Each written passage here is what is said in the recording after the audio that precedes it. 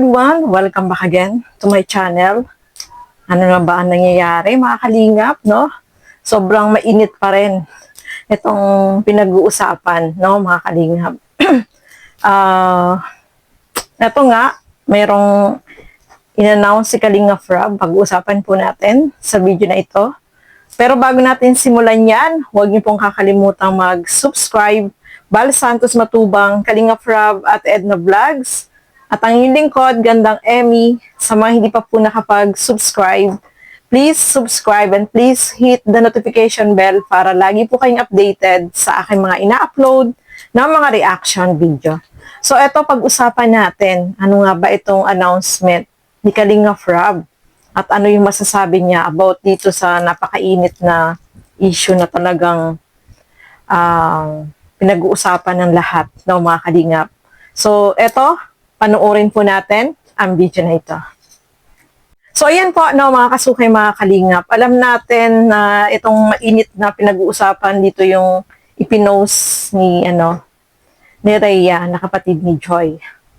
So, nakakalungkot lang kasi talaga naman marami yung hindi naniniwala sa kanya, sa kanyang alibay o sa kanyang palusot, no, mga kalingap.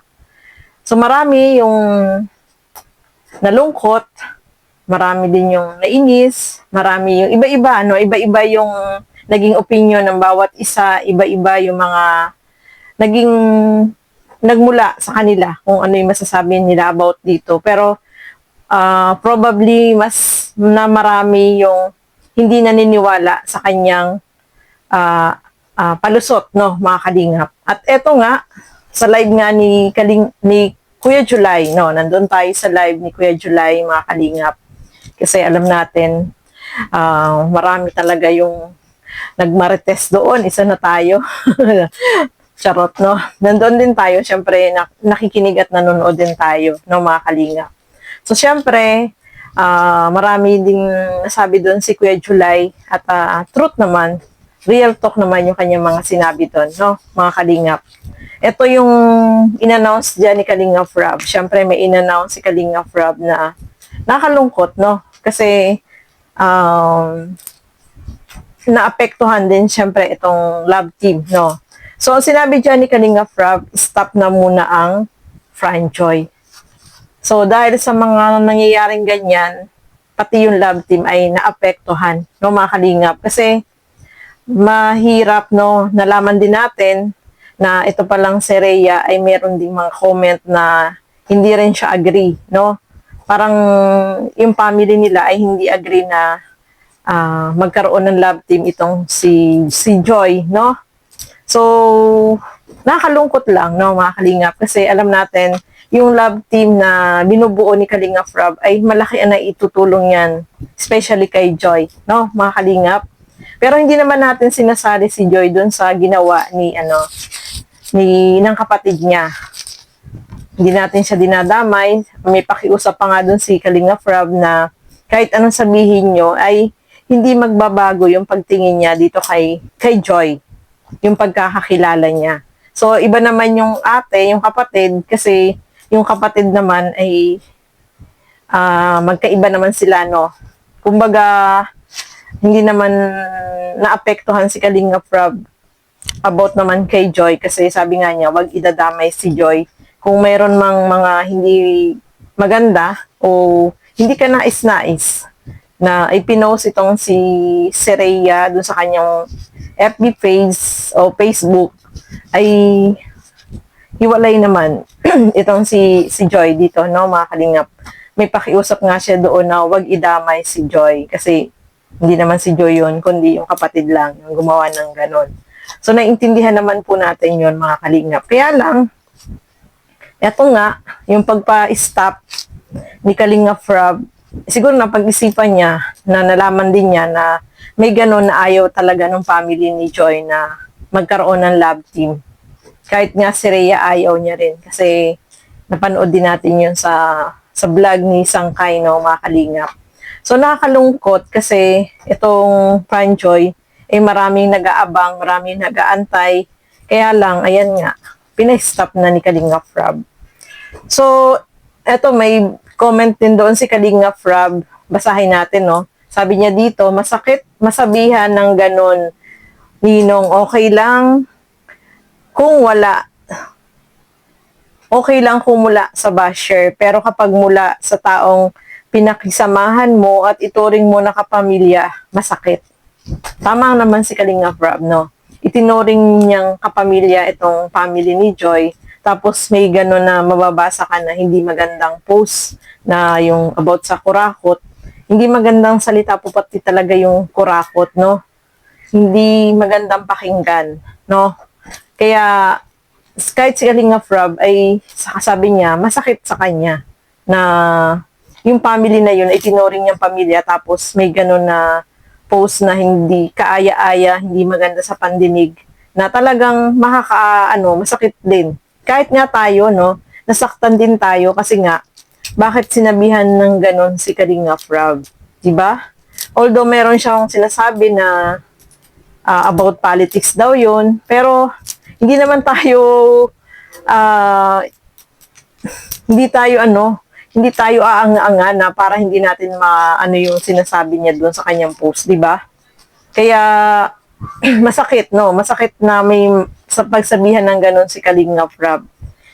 Kaya marami nga rin yung yung nasaktan kasi syempre tumutulong na nga si Kalinga Prab, siya pa yung masama, no? Siya pa yung napapasama. Yun ang masakit doon. At isa pa dito, meron din siyang comment doon, yan ang sinasabi ko na to, direct contact sa sponsor kung hindi kayang maging loyal. So, ibig sabihin, mahirap talaga yung magda-direct ka sa sponsor, no? Kasi alam natin, may kausap silang sponsor, no? Mga kalingap. Siguro na marami nagsasabi na baka nawakwak na daw ito. Hindi lang pinapahalata, no? So, mahirap talaga kapag yung ikaw ay makikipag-communicate sa sponsor, may tendency talaga na mawakwak ka, no, mga kalingap. At saka hindi mo kayang maging loyal dito sa kalingap. So, yan ang mahirap. Kaya nga lagi yan sinasabi ni Kalinga Prab na no direct to the sponsor. No direct contact sa mga sponsor. Para maiwasan yung ganyan, no? Kaya lagi niya sinasabi niya yan, especially sa mga beneficiary niya na mga Kalingap Angel na kanyang mga tinutulungan. Yun. So, nakakalungkot lang po, no, mga Kalingap, na may mga ganitong nangyayari na siguro, parating pa naman yung Pasko, no? Paparating pa na yung Pasko, tapos biglang may mga ganitong issue na magugulat ka, masasaktan ka, kasi hindi mo ine-expect na mula pa doon sa family ng tinutulungan, doon manggagaling yung mga ganun na salita na hindi kaaya-aya, na talagang hindi maganda sa pandinig, no, mga kalingap. Kaya marami talaga yung nalungkot, nasaktan. Bakit may mga ganong patama, no? May mga ganong pahayag or post na hindi maganda. So, hindi naman tayo bata para hindi natin maintindihan yun. Yun ang mga kalingap.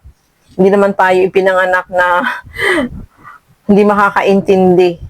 Kung may tao kang sinasabihan ng ganon, ipinpoint mo para hindi makapag-isip.